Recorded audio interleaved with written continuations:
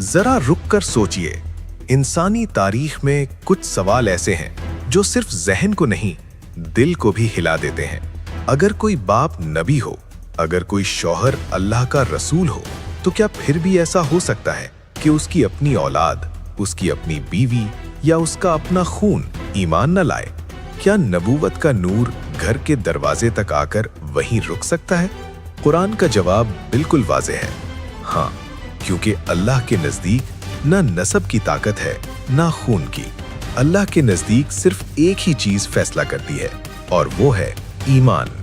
आइए सबसे पहले हज़रत नूह अलैहिस्सलाम की तरफ चलते हैं। वो नबी जिन्होंने 950 साल अल्लाह का पैगाम पहुंचाया, सदियों तक दावत, सदियों तक सब्र, सदियों तक इनकार, और फिर वो दिन आया जिसका वादा किया गया था। आसमान से पानी उतरा, जमीन से चश्मे फूटे और तारीख का सबसे बड़ा तूफान आया।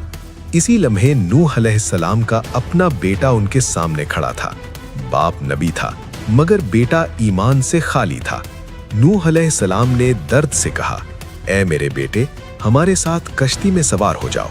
जवाब आया, मैं पहाड़ पर चढ़ जाऊंगा, वो मुझे बचा लेगा। लेकिन उस दिन कोई पहाड़ अल्लाह के हुक्म से ऊंचा न था।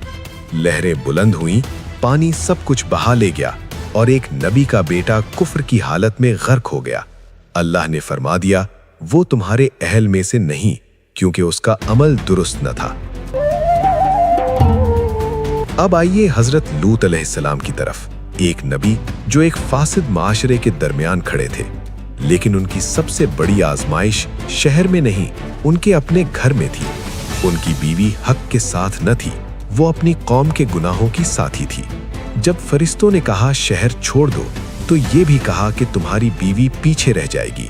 और फिर आसमान से अजाब आया, जमीन उलट दी गई और एक नबी की बीवी कुफ्र के साथ हलाक हो गई। अब बात करते हैं हजरत इब्राहीम अलैहिस्सलाम की, तौहीद के इमाम, बुत शिकन नबी। लेकिन उनका सबसे बड़ा इम्तिहान किसी बादशाह से नहीं, बल्कि अपने ही घर से था। आज़र, जो बुत तराशता था, जो शिर्क की तबलीग करता था। बेटा समझाता रहा, दलील देता रहा, मगर बाप न माना। आखिरकार इब्राहीम अलैहिस्सलाम ने कहा, मैं तुमसे अलग होता हूँ। और अब अंबिया के सरदार हजरत मोहम्मद सल्लल्लाहु अलैहि वसल्लम, उनकी बीवियां मोमिन, उनकी औलाद मोमिन, लेकिन उनके करीबी रिश्तेदार अबू लहब, एक चचा, और कुरान में हमेशा के लिए जहन्नम की खबर, और अबू तालिब हिफाजत की मगर ईमान न लाए।